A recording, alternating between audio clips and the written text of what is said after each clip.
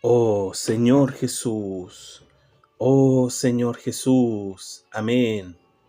Amados hermanos, amadas hermanas, queridos oyentes, gracias al Señor por su palabra de hoy, 21 de julio. Continuaremos la lectura bíblica en Segunda de Crónicas, capítulos 4 y 5, Romanos capítulo 7, Salmos capítulo 17 y Proverbios capítulo 19, versículos 22 y 23. Segunda de Crónicas capítulo 4. Mobiliario del templo. Hizo además un altar de bronce de 20 codos de longitud, 20 codos de anchura y 10 codos de altura. También hizo un mar de fundición, el cual tenía 10 codos de un borde al otro, enteramente redondo. Su altura era de 5 codos, y un cordón de 30 codos lo ceñía alrededor. Y debajo del mar había figuras de calabazas que lo circundaban, 10 en cada codo alrededor. Eran 2 hileras de calabazas fundidas juntamente con el mar. Estaba asentado sobre 12 bueyes, 3 de los cuales miraban al norte, 3 al occidente y 3 al sur, y 3 al oriente, y el mar descansaba sobre ellos, y las anclas de ellos estaban hacia adentro. Y tenía de grueso un palmo menor, y el borde tenía la forma del borde de un cáliz, o de una flor de lis, y le cabían 3000 batos. Hizo también 10 fuentes, y puso 5 a la derecha y 5 a la izquierda, para lavar y limpiar en ellas lo que se ofrecía en holocausto, pero el mar era para que los sacerdotes se lavaran en él. Hizo asimismo 10 candeleros de oro según su forma, los cuales puso en el templo, 5 a la derecha y 5 a la izquierda. Además, hizo 10 mesas y las puso en el templo, 5 a la derecha y 5 a la izquierda. Igualmente, hizo 100 tazones de oro. También hizo el atrio de los sacerdotes y el gran atrio y las portadas del atrio, y cubrió de bronce las puertas de ellas, y colocó el mar al lado derecho, hacia el sureste de la casa. Hiram hizo también calderos, y palas, y tazones, y acabó Hiram la obra que hacía al rey Salomón para la casa de Dios: 2 columnas y los cordones, los capiteles sobre las cabezas de las 2 columnas, y 2 redes para cubrir las 2 esferas de las capiteles que estaban encima de las columnas, 400 granadas en las 2 redes, 2 hileras de granadas en cada red, para que cubriesen las 2 esferas de los capiteles que estaban encima de las columnas. Hizo también las basas, sobre las cuales colocó las fuentes, un mar y los 12 bueyes debajo de él, y candeleros, palas y garfios. De bronce muy fino hizo todos sus enseres Hiram Abi al rey Salomón para la casa de Jehová. Y los fundió el rey en los llanos del Jordán, en tierra arcillosa, entre Sucot y Seredata. Y Salomón hizo todos estos enseres en número tan grande que no pudo saberse el peso del bronce. Así hizo Salomón todos los utensilios para la casa de Dios, y el altar de oro, y las mesas sobre las cuales se ponían los panes de la proposición. Asimismo, los candeleros y sus lámparas de oro puro, para que las encendiesen delante del lugar santísimo, conforme a la ordenanza. Las flores, lamparillas y tenazas se hicieron de oro finísimo. También las despabiladeras, los lebrillos, las cucharas y los incensarios eran de oro puro, y de oro también la entrada de la casa, sus puertas interiores para el lugar santísimo, y las puertas de la casa del templo. Capítulo 5. Acabada toda la obra que hizo Salomón para la casa de Jehová, metió Salomón las cosas que David su padre había dedicado, y puso la plata y el oro y todos los utensilios en los tesoros de la casa de Dios. Salomón traslada el arca al templo. Entonces Salomón reunió en Jerusalén a los ancianos de Israel y todos los príncipes de las tribus, los jefes de las familias de los hijos de Israel, para que trajesen el arca del pacto de Jehová de la ciudad de David, que es Sión. Y se congregaron con el rey todos los varones de Israel, para la fiesta solemne del mes séptimo. Vinieron, pues, todos los ancianos de Israel, y los levitas tomaron el arca, y llevaron el arca, y el tabernáculo de reunión, y todos los utensilios del santuario que estaban en el tabernáculo. Los sacerdotes y los levitas los llevaron. Y el rey Salomón, y toda la congregación de Israel, que se había reunido con él, delante del arca, sacrificaron ovejas y bueyes, que por ser tantos no se pudieron contar ni numerar. Y los sacerdotes metieron el arca del pacto de Jehová en su lugar, en el santuario de la casa, en el lugar santísimo, bajo las alas de los querubines, pues los querubines extendían las alas sobre el lugar del arca, y los querubines cubrían por encima así el arca como sus barras, e hicieron salir las barras, de modo que se viesen las cabezas de las barras del arca delante del lugar santísimo, mas no se veían desde fuera, y allí están hasta hoy. En el arca no había más que las 2 tablas que Moisés había puesto en Horeb, con las cuales Jehová había hecho pacto con los hijos de Israel cuando salieron de Egipto. Y cuando los sacerdotes salieron del santuario, porque todos los sacerdotes que se hallaron habían sido santificados y no guardaban sus turnos, y los levitas, cantores, todos los de Asaf, los de Emán y los de Jedutún, juntamente con sus hijos y sus hermanos, vestidos de lino fino, estaban con címbalos y salterios y arpas al oriente del altar, y con ellos 120 sacerdotes que tocaban trompetas.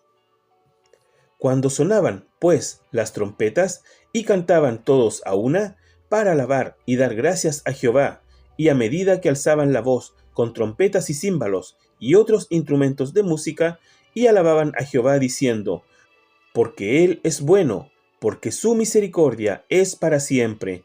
Entonces la casa se llenó de una nube, la casa de Jehová, y no podían los sacerdotes estar allí para ministrar, por causa de la nube, porque la gloria de Jehová había llenado la casa de Dios. Romanos capítulo 7. Analogía tomada del matrimonio. ¿Acaso ignoráis, hermanos, pues hablo con los que conocen la ley, que la ley se enseñorea del hombre entre tanto que éste vive? Porque la mujer casada está sujeta por la ley al marido mientras éste vive, pero si el marido muere, ella queda libre de la ley del marido. Así que, si en vida del marido se uniere a otro varón, será llamada adúltera, pero si su marido muriere, es libre de esa ley, de tal manera que si se uniere a otro marido, no será adúltera. Así también vosotros, hermanos míos, habéis muerto a la ley mediante el cuerpo de Cristo, para que seáis de otro, del que resucitó de los muertos, a fin de que llevemos fruto para Dios. Porque mientras estábamos en la carne, las pasiones pecaminosas que eran por la ley obraban en nuestros miembros llevando fruto para muerte. Pero ahora estamos libres de la ley, por haber muerto para aquella en que estábamos sujetos, de modo que sirvamos bajo el régimen nuevo del Espíritu, y no bajo el régimen viejo de la letra. El pecado que mora en mí. ¿Qué diremos, pues? ¿La ley es pecado? En ninguna manera. Pero yo no conocí el pecado sino por la ley, porque tampoco conociera la codicia si la ley no dijera: no codiciarás. Mas el pecado, tomando ocasión por el mandamiento, produjo en mí toda codicia, porque sin la ley el pecado está muerto. Y yo, sin la ley, vivía en un tiempo, pero venido el mandamiento, el pecado revivió y yo morí. Y hallé que el mismo mandamiento que era para vida, a mí me resultó para muerte, porque el pecado, tomando ocasión por el mandamiento, me engañó y por él me mató. De manera que la ley a la verdad es santa, y el mandamiento santo, justo y bueno. Luego, lo que es bueno, ¿vino a ser muerte para mí? En ninguna manera, sino que el pecado, para mostrarse pecado, produjo en mí la muerte por medio de lo que es bueno, a fin de que por el mandamiento el pecado llegase a ser sobremanera pecaminoso. Porque sabemos que la ley es espiritual, mas yo soy carnal, vendido al pecado, porque lo que hago no lo entiendo, pues no hago lo que quiero, sino lo que aborrezco, eso hago. Y si lo que no quiero, esto hago, apruebo que la ley es buena, de manera que ya no soy yo quien hace aquello, sino el pecado que mora en mí. Y yo sé que en mí, esto es, en mi carne, no mora el bien, porque el querer el bien está en mí, pero no el hacerlo. Porque no hago el bien que quiero, sino el mal que no quiero, eso hago. Y si hago lo que no quiero, ya no lo hago yo, sino el pecado que mora en mí. Así que, queriendo yo hacer el bien, hallo esta ley, que el mal está en mí. Porque según el hombre interior, me deleito en la ley de Dios, pero veo otra ley en mis miembros, que se rebela contra la ley de mi mente, y que me lleva cautivo a la ley del pecado que está en mis miembros. Miserable de mí, ¿quién me librará de este cuerpo de muerte? Gracias doy a Dios por Jesucristo, Señor nuestro. Así que yo mismo, con la mente, sirvo a la ley de Dios, mas con la carne a la ley del pecado. Salmos capítulo 17. Plegaria pidiendo protección contra los opresores. Oye, oh Jehová, una causa justa, está atento a mi clamor. Escucha mi oración, hecha de labios sin engaño. De tu presencia proceda mi vindicación. Vean tus ojos la rectitud. Tú has probado mi corazón, me has visitado de noche, me has puesto a prueba, y nada inicuo hallaste. He resuelto que mi boca no haga transgresión. En cuanto a las obras humanas, por la palabra de tus labios, yo me he guardado de las sendas de los violentos.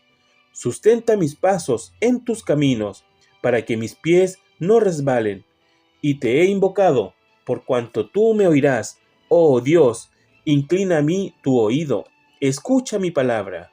Muestra tus maravillosas misericordias, tú que salvas a los que se refugian a tu diestra, de los que se levantan contra ellos. Guárdame como a la niña de tus ojos, escóndeme bajo la sombra de tus alas, de la vista de los malos que me oprimen, de mis enemigos que me buscan mi vida. Envueltos están con su grosura, con su boca hablan arrogantemente. Han cercado ahora nuestros pasos, tienen puestos sus ojos para echarnos por tierra. Son como león que desea hacer presa, y como leoncillo que está en su escondite. Levántate, oh Jehová, sal a su encuentro, póstrales, libra mi alma de los malos con tu espada, de los hombres con tu mano, oh Jehová, de los hombres mundanos, cuya porción la tienen en esta vida, y cuyo vientre está lleno de tu tesoro, sacian a sus hijos, y aún sobra para sus pequeñuelos. En cuanto a mí, veré tu rostro en justicia, estaré satisfecho cuando despierte a tu semejanza. Proverbios capítulo 19, versículos 22 y 23. Contentamiento es a los hombres hacer misericordia, pero mejor es el pobre que el mentiroso. El temor de Jehová es para vida, y con él vivirá lleno de reposo el hombre, no será visitado de mal. Amén. Jesús es el Señor.